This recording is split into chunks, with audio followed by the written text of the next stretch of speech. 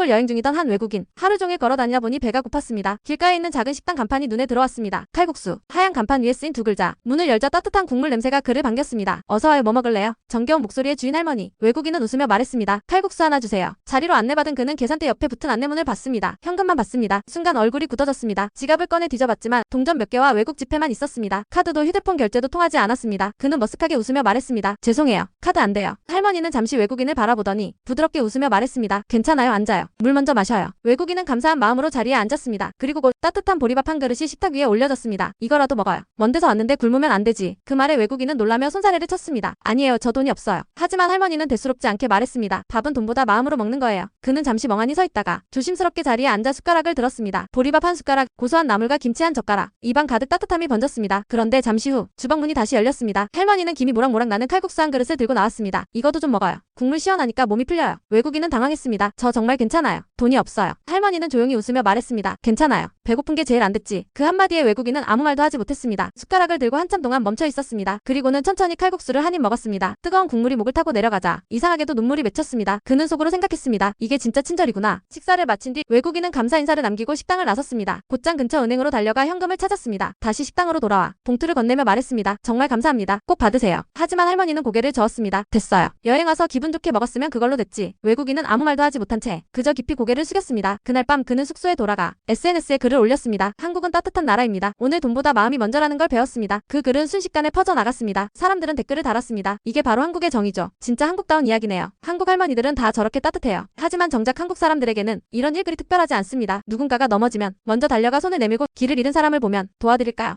하고 다가가는 사람들. 그게 한국입니다. 남의 일도 내 일처럼 여기는 마음. 어려운 사람을 보면 먼저 챙기고 모르는 사람에게도 따뜻한 밥 한 그릇 내어주는 마음. 그 마음을 우리는 한 단어로 부릅니다. 정. 정은 단순한 친절이 아닙니다. 세월 속에서 함께 살아온 이웃의 마음이고 사람 냄새 나는 삶의 온기입니다. 돈보다 사람을 먼저 생각하고 이익보다 관계를 소중히 여기는 마음. 그게 바로 한국의 힘입니다. 이 땅엔 아직도 그런 따뜻함이 살아있습니다. 누군가가 힘들 때, 누군가가 외로울 때 그 옆에는 꼭 누군가의 손길이 있습니다. 작은 식당의 한 장면이 세계인을 올린 이유는 단 하나였습니다. 그 안에 정이 있었기 때문입니다. 외국인에게는 평생 잊지 못할 하루, 한국인에게는 너무나 평범한 하루. 우리가 당연하게 생각하는 이 따뜻함이 누군가에겐 기적이 되고 누군가에겐 눈물이 됩니다. 보리밥 한 그릇, 칼국수 한 그릇. 그건 단순한 음식이 아니었습니다. 그건 한국이 가진 마음의 온도였습니다. 돈보다 마음이 먼저인 나라. 그래서 사람들은 말합니다. 한국은 따뜻한 나라다. 이 땅의 수많은 할머니들, 작은 식당의 주인들, 그리고 일상의 친절을 베푸는 사람들 덕분에 한국은 여전히 따뜻한 나라로 기억됩니다. 그날 한 외국인이 배운 건 맛있는 칼국수가 아니었습니다. 그가 느낀 건 바로 사람의 마음이었습니다. 밥은 돈보다 마음으로 먹는 거예요. 그 한마디는 오늘도 누군가의 마음을 따뜻하게 데우고 있습니다.